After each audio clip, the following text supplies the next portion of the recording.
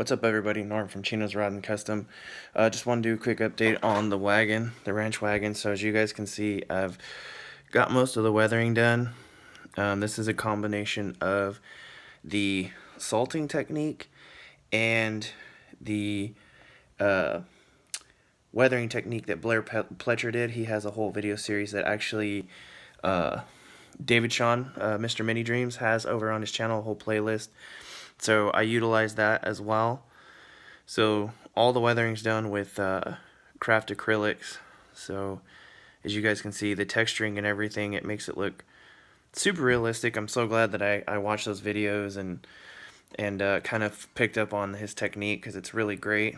Got a little aggressive with the rust holes, but hey, you know what the hey. It's a supposed to be like a ranch truck junker, so got some bullet holes with some rust and everything. So just kind of tried to keep it where I thought something that was used on the ranch sees a lot of probably water, snow, kind of where, you know, some of that rot would be, and, you know, gouges and things, just things that would be accumulated on, you know, a ranch or a farm, and then, of course, just rotted out in the fender wells and, you know, along the edges of the, where the hood hits, things like that, on the firewall, on the eyebrows, things like that. So that's where that's at.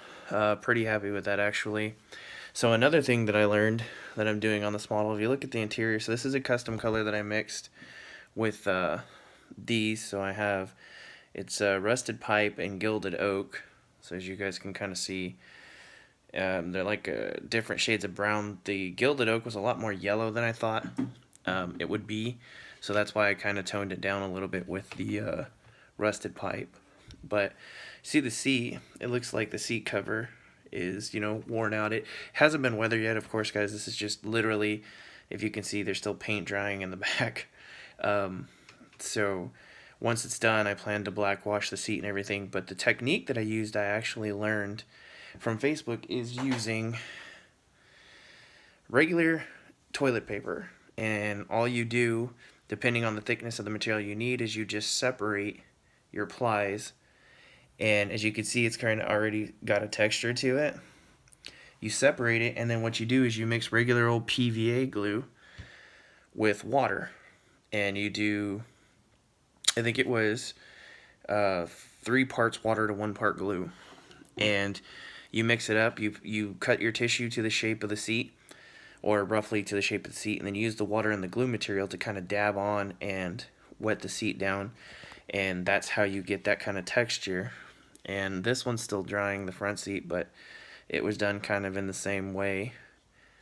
So you can see, and it kind of gives it that old, like, beat up seat cover look. And then once I weather it with some black wash and then throw some dust on there and things of that nature, I'm thinking about cutting some real thin strips of duct tape to throw on the seat as well, to make it look like the seat's been, you know, halfway repaired. So, and then of course the back will be weathered, and I'll have various junk. I'm thinking maybe some 2x4s or fence posts or something in the back that'll be sticking out the back window, but we'll see when we get there.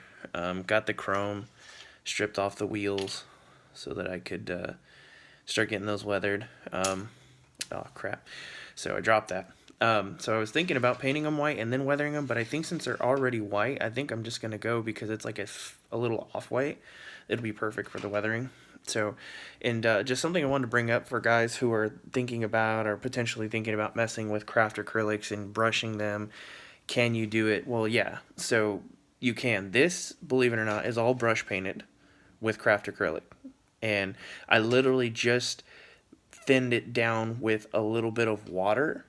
I mean, literally, guys, just water. And this little, I bought these little plastic containers from Hobby Lobby for, I think it was like $3 for 6 of them.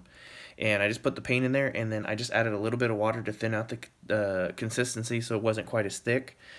And it works beautifully. But if you try it without priming your parts, just give it some time. It will lightly bite into the plastic. But so here's what it looks like with just one coat, guys. Just one. And again, this is drying. Looks pretty bad. This is 2 coats. So you can see the difference that it makes. These weren't primed either. Actually, no, I lied. This was primed. So as you can see, it was. But 2 coats of craft acrylic covers that well.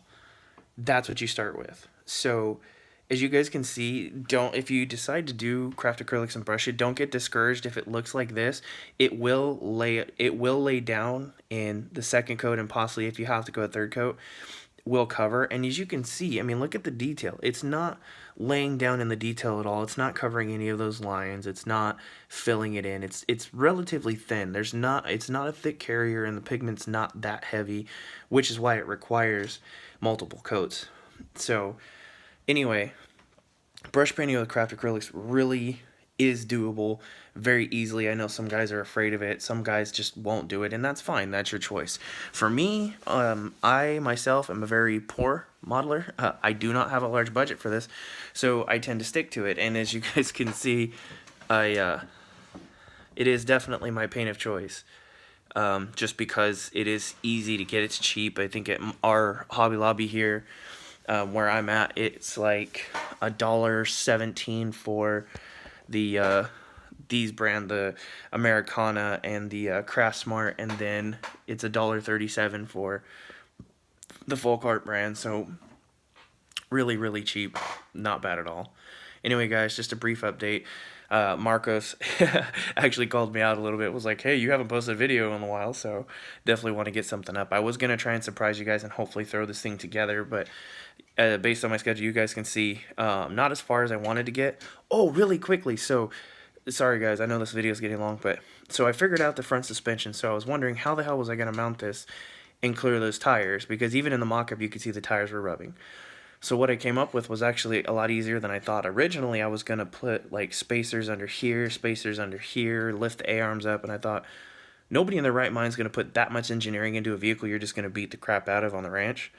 So what I did is basically just took the spindle mounts, cut them from here, right here, because they were up here, and just moved them down, drilled a hole through the bottom of the spindle, and ran a piece of rod through it, and drilled a hole in the backside of the spindle, the knuckle arm, I guess you would say, and glued it in that way. And what that did is it lowered where the tires ride on the spindle, but it looks factory, and the wheels will now clear. So that's how I ended up making that all work. So I was actually surprised. I tried to engineer this thing for like a day and a half, and I was getting way too complicated, and then I was like, you know what, there's got to be an easier way. And I looked at it for a second and went, okay, dummy, I got this. So anyway, guys, that's my update. Again, like I said, this is where I'm at. I'm hoping the next week or so I may have this knocked out. Lord willing, it's just going to depend on how long it takes me to weather out this interior and how much time I get at the bench. So anyway, guys, update from Norm. Norm's Riding Customs. Chino's Riding Customs. Norm's Riding Custom. I'm tired, guys. I'm really tired. Anyway, Chino's Riding Custom, guys. I'm out of here.